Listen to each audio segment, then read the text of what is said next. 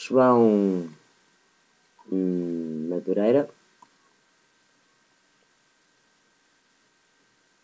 Desde sempre que, quando vejo um texto do Sr. Madureira, a minha vontade é sempre esta.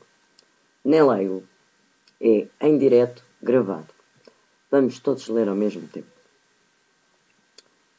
Poema Infinito 322. Os fios condutores da memória. Promete.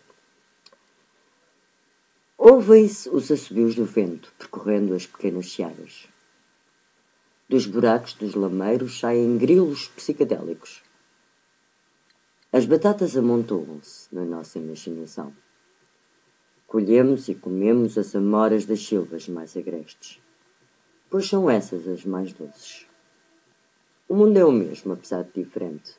O mundo é como o mar. Tudo mudou devagar, tão devagar que parece que nada mudou. Agora fingimos-nos meninos.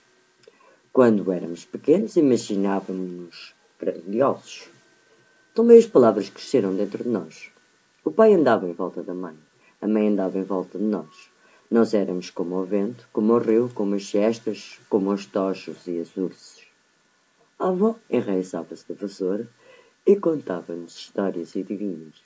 E iniciava romances intermináveis e misturava as maçãs e as pavias, as bolotas e as castanhas, as nozes e os figos, os paus de marmeleiro e os entadulhos de carvalho, os chuncos e os fetos, os pirilampos e as andorinhas, os perus e as galinhas, os coelhos e os sinos, as pontes e os caminhos, as missas e as festas, os risos e os choros, e enfiava tudo dentro da arca.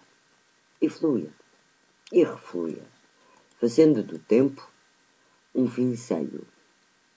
Apesar do amor, a memória ficou curta.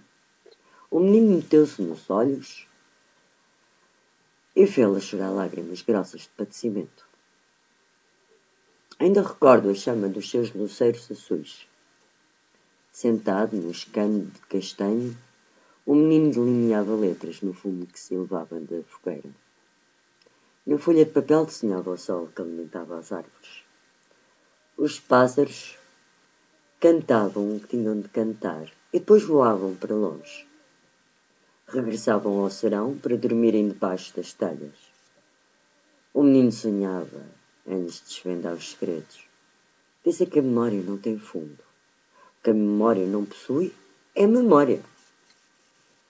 O menino montava no banco corrido da cozinha e percorria todas as geleiras da aldeia. No bornal, levava a merenda e junto ao peito transportava a boneca feita de uma espiga de milho. Era loira a boneca, como as estrelas de cinema que observava nas revistas que a mãe lia. Seguidamente roubava o vento e levava-o para junto das estrelas. Dentro da gaiola, os grilos rabequistas tocavam canções de liberdade e de desespero. Quando se desiludia, costumava ir para junto do castelo e começava a chorar baixinho. Muito baixinho, para ninguém ouvir, nem ele. Nessas alturas, o lobo mau comia os outros contos e punha-se a dormir. Agora, na sua terra, já só medram as sombras. As cancelas morreram. Os cães já não ladram lá ao longe. Nas eiras só avista musgo e líquenes. As telhas das casas desfizeram-se em pó. Agora as cerejas são comidas pelos pássaros. Já ninguém coce pão no forno da aldeia.